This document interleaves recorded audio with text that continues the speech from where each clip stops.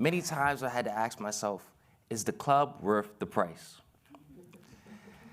This question became important to me after realizing I had spent years battling to fit into groups. Every group, small or large, has a criteria of acceptance.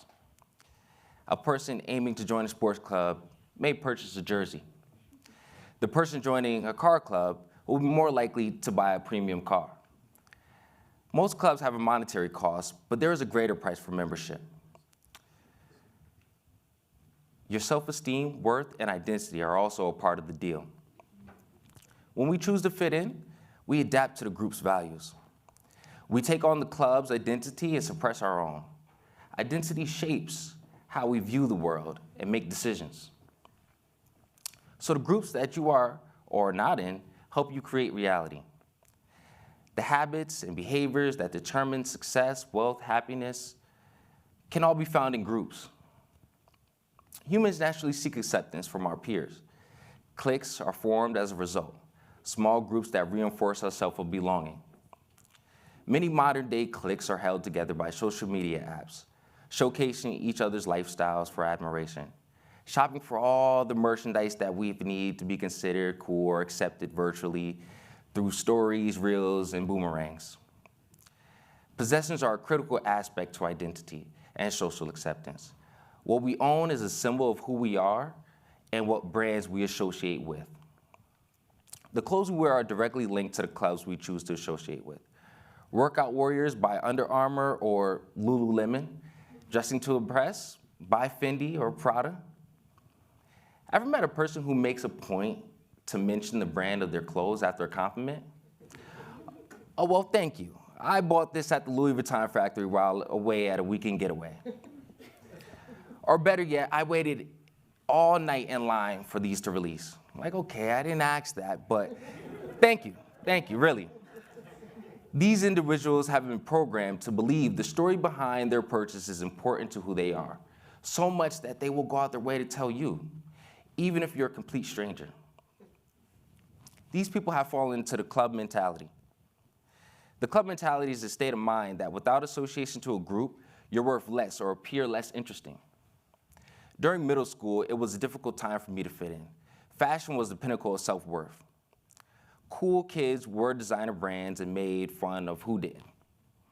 My mother was a firm believer of less is more. She didn't buy the latest $250 Michael Jordan sneakers. New designs would be released every month, making it impossible for Jordans to fit into our family budget. I'm a banker, so I analyzed it mathematically. $250, the price of the shoe, multiplied by 12, which is the number of pairs released in a year, equals 3,000. Remember that figure. As children, we lack the perspective to understand money and value.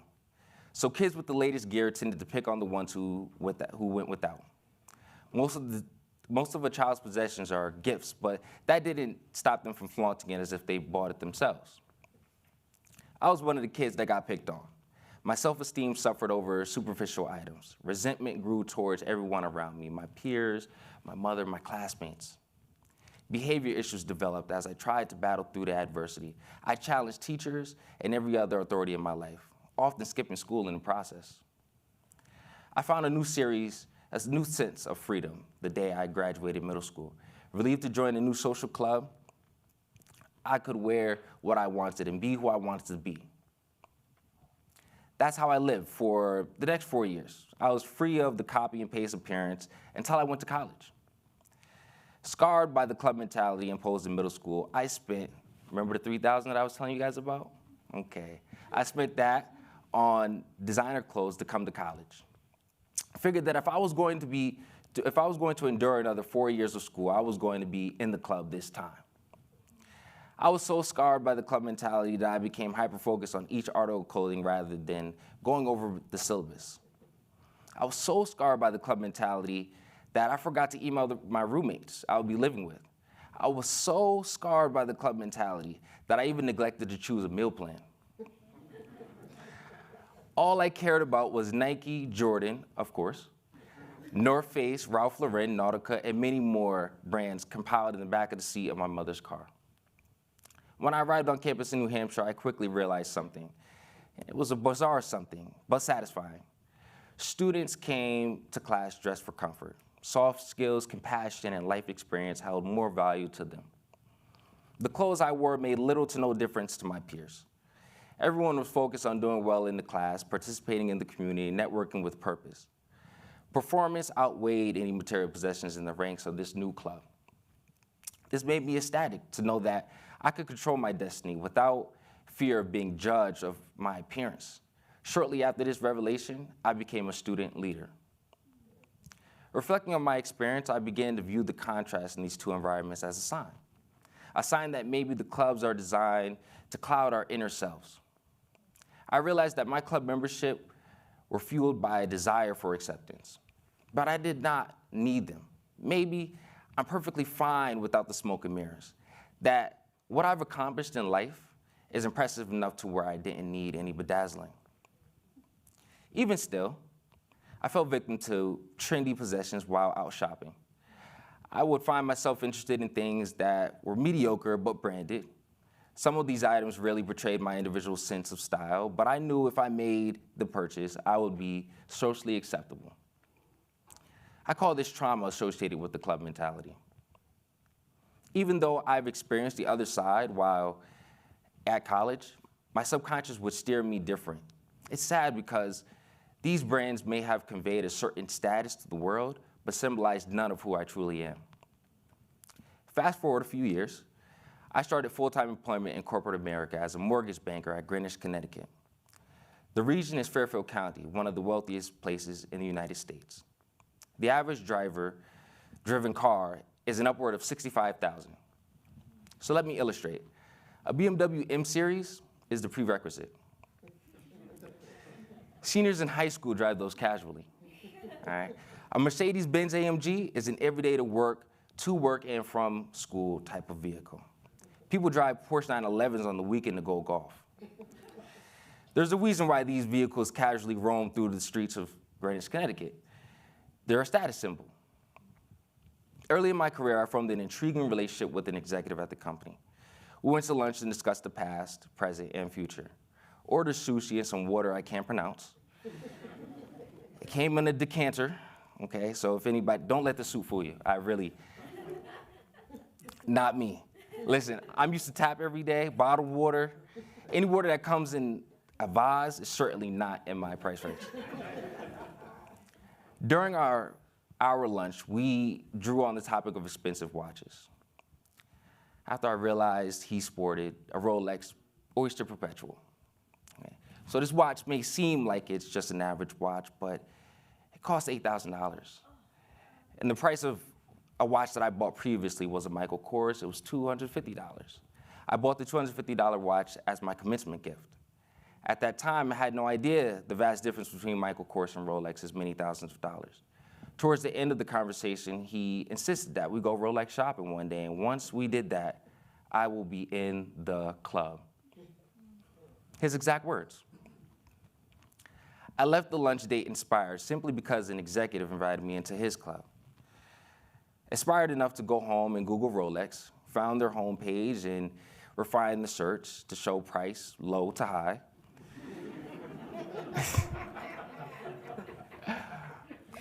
I realized the most basic watch worth buying is about $8,000. Yeah, $8,000 on that timepiece.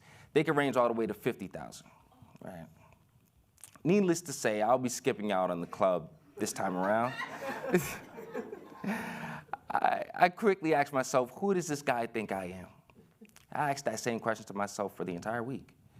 Who does this guy think I am? On the seventh day, finally, I rephrased the question with, who am I? Here's why I identified with who I am and how parts of myself are the root cure for not being accepted in the club or after choosing not to be in the club. The cost of the club shows up as monetary, but it's really just that. It's the loss of self-identity, self-esteem, and worth. I resented school children, my mother, and suppressed my achievements to satisfy social trends. I even allowed the opinions of others to cloud my better judgment. It's time that we become one with the aspects that matter most. Often enough, we deflate important realizations of ourselves because we are our own worst critics. We spend far too much time thinking we could be better if we had what others had, instead of magnifying the things we already have. First, I had to remember who I was as an individual. I'm an accomplished college graduate with an associate's and bachelor's degree. I'm now successfully earning a master's degree. I'm a great spouse, hopefully. That'll be the next TED Talk.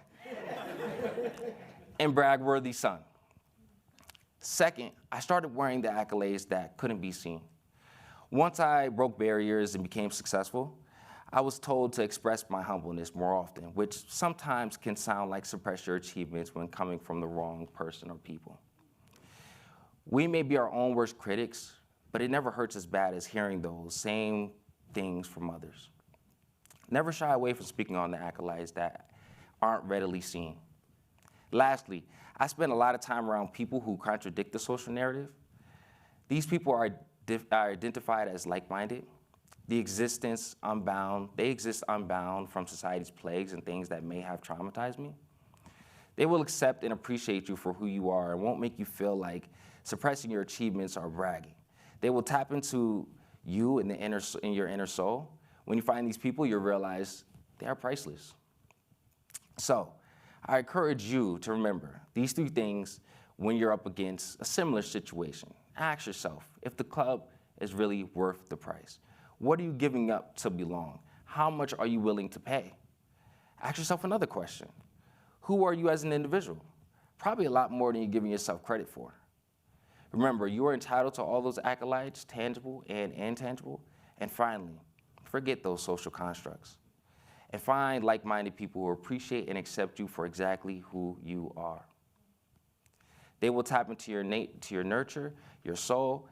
When you find these people, you'll realize they are priceless and you are exactly who you are and where you need to be.